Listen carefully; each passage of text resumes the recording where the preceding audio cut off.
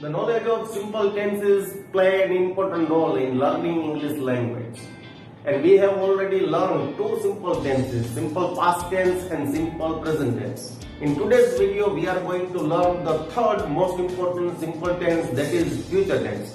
Hello, I am Shailesh Chanura, your educator, and all of you are welcome to my YouTube channel where we learn English in the most effective and easiest way.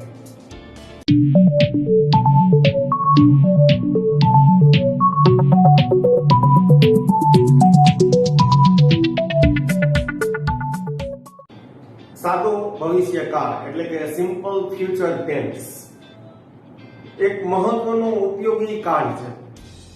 In fact, all the simple tenses are really useful to learn English effectively. If you want to make common sentence, short sentence, simple sentence, we must have the sound knowledge of all the simple tenses. સાદો વર્તમાનકાળ, સાદો ભૂતકાળ અને સાદો ભવિષ્યકાળ છે એનું જ્ઞાન ખરેખર જરૂરી છે. અંગ્રેજીની અંદર ટૂંકા વાક્ય બનાવવા માટે, અંગ્રેજીની પાયાની રચનાઓ શીખવા માટે, અંગ્રેજીની અંદર સહેલા સરળ વાક્યો બનાવવા માટે આ બધા ટેન્સીસ છે એનું નોલેજ ખરેખર જરૂરી છે. એમાંનો સાદો ભૂતકાળ અને સાદો વર્તમાનકાળ એટલે કે સિમ્પલ પાસ્ટ ટેન્સ અને સિમ્પલ ફ્યુચર ટેન્સ વિશે આપણે અગાઉના વિડીયોઝમાં ભણી ગયા. આજે આપણે સિમ્પલ ફ્યુચર ટેન્સ છે તેની ચર્ચા કરશું. સિમ્પલ ફ્યુચર ટેન્સ છે કર્તા સાથે will. will is a model auxiliaries. model auxiliaries ખાસ પ્રકારના સહાયકારક ક્રિયાપદો જેના વિશે આપણે એક અલગ વિડીયો બનાવશું. તો સાદો ભવિષ્યકાળ છે કર્તા ભેગું will પ્લસ ક્રિયાપદનું મૂળ રૂપ અને વધારાના શબ્દો મૂકવાથી બને છે. અગાઉના વર્ષોમાં કર્તા સાથે shall અને will આ બંને મોડેલ ઓક્સિલરીઝ ના યુઝિસ થતા, પણ ધીમે ધીમે કાળક્રમે gradually shall has been dropped from the course and nowadays only will is used to make simple future tense. સાદો ભવિષ્યકાળ જે છે સ્વાભાવિક છે કે એના નામ મુજબ એના યુઝિસ હશે. સાદો ભવિષ્યકાળ એટલે કે ભવિષ્યમાં કોઈ ક્રિયા બનશે તેવી વાત રજૂ કરવી હોય એના માટે સાદો ભવિષ્યકાળ વપરાય છે.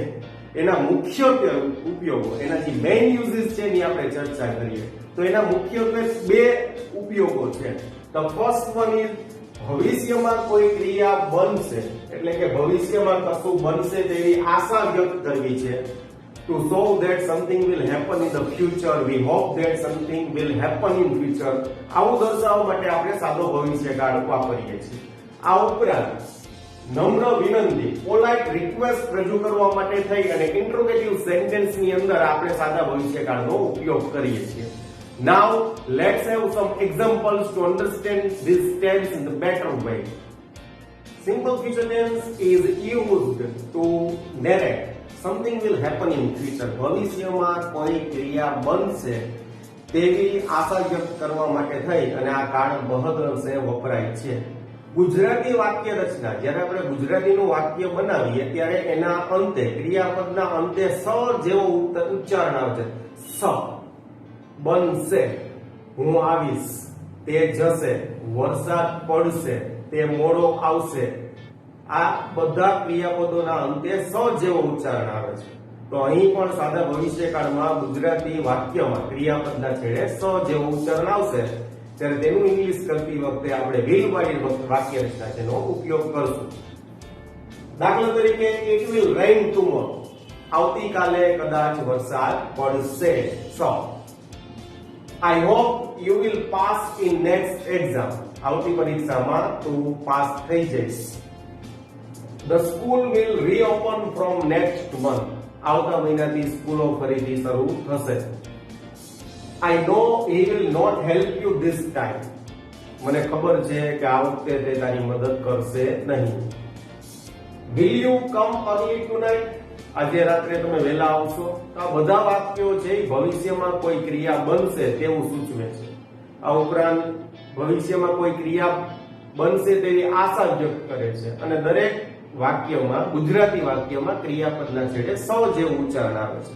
તો તેનું ઇંગ્લિશ ટ્રાન્સલેશન કરવા માટે આપણે સિમ્પલ ફ્યુચર ટેન્સ અને will વાળી રચના વાપરશું. The second most useful use of this tense is to express polite request to someone. If we want to make request to someone, we can use will. But remember that these sentence patterns must be in interrogative style. માત્ર પ્રશ્નાર્થ વાક્યમાં જ will છે નો use polite request કરવા માટે થશે. For example, will you show me this address? તમે મને આ સરનામું બતાવશો? Will you move a little bit? જરાક આગા ખસશો? Will you help me to solve this problem? આ પ્રશ્ન, આ સમસ્યા ઉકેલવામાં તમે મારી મદદ કરશો? તો આ બધી વસ્તુઓ છે એ દર્શાવે છે કે વિનંતી કરવામાં આવે છે. તો આવી રીતના સાદો ભવિષ્યકાળ છે એ વિનંતી કરવા માટે પણ રજૂ થાય છે, પણ માત્ર ઇન્ટ્રોગેટિવમાં. મોડલ ઓક્ઝિલરીઝની એક ખાસિયત છે, જો તમે એને અસર્ટિવ સેન્ટેન્સમાં વાપરો તો એ વાક્યમાં કંઈક જુદો મિનિંગ રજૂ કરે. ઇન્ટ્રોગેટિવ સેન્ટેન્સમાં મોડલ ઓક્ઝિલરીઝને વાપરવાથી એનાથી કંઈક બીજો મિનિંગ મળે. તો અહીં will છે એને આપણે ઇન્ટ્રોગેટિવ સેન્ટેન્સમાં યુઝ કરવાથી આપણને એની અંદર પોલાઇટ રિક્વેસ્ટ નો મિનિંગ મળશે. So here are the uses of simple future tense. Now the next word. મિત્રો, future tense, simple future tense છે એને ઘણી બીજી રીતે પણ રજૂ કરી શકાય છે. There are various ways by which we can express future tense. Commonly we use simple future tense to show the activities which is going to happen in future. સામાન્ય રીતના આપણે સાદો ભવિષ્યકાળ છે, ભવિષ્યમાં કોઈ ક્રિયા બનશે તેવું રજૂ કરવા માટે વાપરીએ છીએ અને તેની અંદર આપણે will વાળી રચના વાપરીએ છીએ. એની સાથે ભવિષ્ય સૂચક શબ્દો જેવા કે ટુમોરો, ટુનાઇટ, નેક્સ્ટ એવા એડવર્બ્સ આપણે યુઝ કરીએ છીએ વાક્યમાં. પણ ઘણી વખત સ્પોકન ઇંગ્લિશની અંદર સ્પીકર્સ છે એ simple present tense, continuous present tense નો ઉપયોગ પણ સાદો ભવિષ્યકાળ રજૂ કરવા માટે, એટલે કે ભવિષ્યની ક્રિયાઓ છે એને રજૂ કરવા માટે આ કાળનો ઉપયોગ કરે છે. અને આ વાક્યોની અંદર ભવિષ્ય સૂચક શબ્દો tomorrow, the next day, the next, tonight આવા શબ્દો છે એનો યુઝ કરે છે. For example, the train comes tomorrow, ગાડી આવતીકાલે આવશે, છે ભવિષ્યની વાત પણ સાદો વર્તમાન કાળ વાપરેલો અને એની સાથે ભવિષ્ય સૂચક શબ્દો મૂકેલા છે. આઈ એમ મીટિંગ ઇન ટુમોરો, હું એને આવતીકાલે મળવાનો છું, ચાલુ વર્તમાન કાળ, કન્ટિન્યુઅસ પ્રેઝન્ટ ટેન્સ છે પણ આપણે એના દ્વારા ભવિષ્ય રજૂ કરી શકીએ છીએ. એની અંદર ભવિષ્ય સૂચક શબ્દ ટુમોરો એડ કરેલો છે. હી કમ્સ લેટ ટુનાઇટ, આજે તે મોડો આવશે. ખરેખર સાદો ભવિષ્યકાળ will દ્વારા રજૂ કરવું પડે, પણ અહીંયા આપણે સાદો વર્તમાન કાળ સિમ્પલ પ્રેઝન્ટ ટેન્સ નો યુઝ કરેલો છે. એની અંદર ટુનાઇટ ભવિષ્ય સૂચક શબ્દ આપણે એડ કરેલો છે. એવી જ રીતે we are visiting south India in next month, આવતા મહિનામાં અમે સાઉથ ઇન્ડિયાની મુલાકાતે જશું. ભવિષ્યની વાત છે છતાં પણ કન્ટિન્યુઅસ પ્રેઝન્ટ ટેન્સ નો યુઝ થયેલો છે. એવી જ રીતે છેલ્લા એક્ઝામ્પલની અંદર India is playing against Australia in next final match. Bharat Australia સામે ફાઇનલ મેચમાં રમશે, ટકરાશે. તો ભવિષ્યની ક્રિયા છે પણ ચાલુ વર્તમાન કાળ દ્વારા રજૂ થઈ શકે છે. તો આવી રીતના સ્પોકન ઇંગ્લિશમાં યાદ રાખજો, નોટ ઇન એક્ઝામિનેશન, સ્પોકન ઇંગ્લિશની, જનરલ ઇંગ્લિશની ડેઇલી રૂટીનની વાત થાય છે. ડેઇલી રૂટીન્સની અંદર સ્પીકર્સ છે ઘણી વખત સિમ્પલ ફ્યુચર ટેન્સ રજૂ કરવા માટે થઈ અને આ કાળ છે સાદો વર્તમાન કાળ, ચાલુ વર્તમાન કાળ એનો પણ યુઝ કરે છે. પણ એમાં ભવિષ્ય છે એને એડ કરવા માટે અમુક જે ઇન્ડિકેટર્સ છે ટુમોરો, ટુનાઇટ, નેક્સ્ટ એવા શબ્દો છે વાક્યોમાં એડ કરે છે. તો આવી રીતના સાદો ભવિષ્યકાળ છે અન્ય કાળની મદદથી પણ રજૂ થઈ શકે છે. ઘણી વખત ભવિષ્યમાં અમુક ક્રિયાઓ અગાઉથી બનવાની હોય, અગાઉથી નક્કી કરેલી હોય અને બનવાની હોય, જેને પ્રી પ્લાન એક્ટિવિટીઝ કહીએ છીએ. તો તેને રજૂ કરવા માટે ઘણી વખત will ની જગ્યાએ ટુ બી ગોઈંગ ટુ ની રચના વપરાય છે. Once again I repeat, to express pre-planned activities of future tense, we use to be going to instead of will in simple future tense. Let's have some examples. We are going to start a new chapter from tomorrow. આવતીકાલથી આપણે એક નવું chapter શરૂ કરવાના છીએ. આ ક્રિયા જે છે અગાઉથી નક્કી કરેલી છે અને ભવિષ્યમાં બનવાની છે. એટલે આપણે આ વાક્યની અંદર will ની બદલે, ભલે ભવિષ્યની ક્રિયા છે, ભવિષ્યમાં બનવાની છે, પણ આપણે will ની બદલે to be going to. To be means am is are. Going to નો અહીંયા કોઈ અર્થ નથી, it's just a helping verb, એક માત્ર હેલ્પિંગ વર્બનું કામ કરે છે, અને એના પછી ક્રિયાપદનું મૂળ. તો આ રીતના આપણે આખી વાક્ય રચના બનાવી. આ ક્રિયા છે અગાઉથી નક્કી કરેલી છે, ભવિષ્યમાં બનવાની છે, અને જે નક્કી કરેલી ક્રિયા હોવાથી will ની બદલે આપણે to be going to ની રચના વાપરી છે. We are going to start a new chapter from tomorrow. આવતીકાલથી આપણે એક નવું ચેપ્ટર શરૂ કરવાના છીએ. તો આ વાક્ય રચના જે છે એ નક્કી કરેલી છે, એના માટે થઈ અને will ની બદલે આપણે to be going to વાપરીએ છીએ. એન્ડ ધ સેકન્ડ થિંગ, આ વાક્યની અંદર ગુજરાતી વાક્યમાં સ જેવો ભાવાર્થ નથી આવતો. શરૂ કરશું એવું નહીં, શરૂ કરવાના છીએ, ના છીએ. ગુજરાતીની અંદર વાક્ય રચનામાં ક્રિયાપદના છેડે ના છીએ, ના છે એવા શબ્દ આવે, જે દેખાડે છે કે ક્રિયા અગાઉથી નક્કી કરેલી છે, પ્રી પ્લાન એક્ટિવિટીઝ છે. તો એને રજૂ કરવા માટે થઈ no doubt simple future tense આવશે, પણ એની અંદર will વાળી રચનાની બદલે we use to be going to. The next example, he is going to buy a new car next month. આ પણ ભવિષ્યની રચના છે. આવતા મહિને તે એક નવી કાર ખરીદવાનો છે. ભવિષ્યની ક્રિયા છે, પણ will વાપરવાની બદલે, will નો યુઝ કરવાની બદલે આપણે to be going to વાપર્યો છે. Why? Because this is a pre-planned activities. He has decided all the matters before taking the decision of buying the car. Car લેવાનો નિર્ણય કરવાના પહેલા એને બધું જ વિચારી લીધું છે, પ્રી પ્લાન કરી લીધું. કદાચ કાર જોઈ લીધી હોય, કારની કિંમત નક્કી કરી લીધી હોય, શોરૂમની મુલાકાત લઈ લીધી હોય, અને પછી નક્કી કર્યું કે કાર લેવાનું.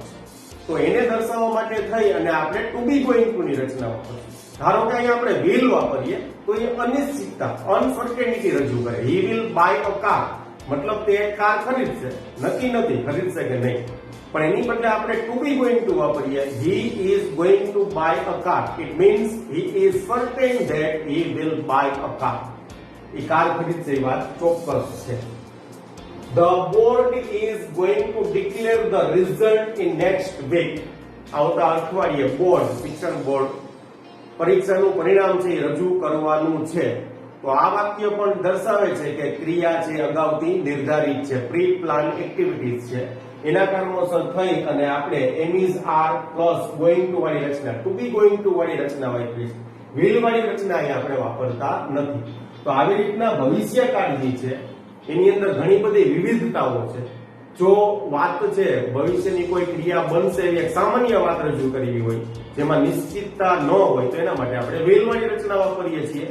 પણ એ જ વાતની અંદર નિશ્ચિતતા, સર્ટેનિટી આવી જાય, તો એના માટે આપણે ટુ બી ગોઈંગ ટુ ની રચના વાપરીએ છીએ. Sometimes some activities will happen in very short duration, means અબઘડી બનવાની હોય, થોડાક જ સમયમાં બનવાની હોય. તો તેને રજૂ કરવા માટે થઈ અને આપણે ટુ બી અબાઉટ ની એક સ્પેશિયલ રચના છે એને આપણે યુઝ કરી શકીએ છીએ, અને જેના દ્વારા આપણે સિમ્પલ ફ્યુચર ટેન્સ છે ને રજૂ કરી શકીએ છીએ. સબ્જેક્ટ એની ભેગું ટુ બી એટલે કે am is are, about to એટલે લગભગ, અબઘડી, અને ક્રિયાપદનું મૂળ. For example, hurry up, the train is about to arrive. ઝડપ કરો, ટ્રેન લગભગ આવવાની તૈયારી જ છે. ખૂબ જ નજીકના સમયમાં બનવાની ક્રિયા છે. તો એને રજૂ કરવા માટે ટુ બી અબાઉટ ટુ ની રચના છે, બહુ પ્રચલિત છે, very popular અમંગ the speakers of English language, particularly the native speakers of English language. I am about to reach there. બસ હું ત્યાં પહોંચવાની તૈયારીમાં જ છું. Sometimes when we are waiting for some guest and he has not arrived at home, so we just call him and ask him, where are you? So he replies, just wait, I am about to reach there. ઘણી વખત કોઈ મહેમાનને પૂછીએ કે ક્યાં પહોંચ્યા છો, તો તમને કે બસ પહોંચ્યો છે. મતલબ ક્રિયા છે અબઘડી બનવાની છે, થોડીક જ ક્ષણમાં બનવાની છે. તેને રજૂ કરવા માટે ટુ બી અબાઉટ ટુ વાળી રચના વપરાય છે. Walk fast, it is about to rain. ઝડપ કરો, વરસાદ પડવાની તૈયારી જ છે. Please keep silence, the chief guest is about to come on stage. શાંતિ રાખો, ચીફ ગેસ્ટ છે બસ સ્ટેજ ઉપર પધારવાની તૈયારી જ છે. તો આ બધી ક્રિયાઓ દર્શાવે છે કે જે ક્રિયા, આ બધા જ વાક્યો દર્શાવે છે આ બધી ક્રિયાઓ અબગડિત બનવાની છે, થોડાક જ ક્ષણમાં બનવાની છે, તો તેને રજૂ કરવા માટે થઈ અને વાક્યની અંદર will ના બદલે to be about to વાળી રચના વપરાય છે. Okay friends, here comes the end of this video. I hope you must like it. And please keep watching all the videos related to tenses and improve your English. I also request you to share, subscribe my channel, and please make your comments regarding the tenses if you find any difficulties. I am eagerly waiting for your comments. Thank you very much for watching this video.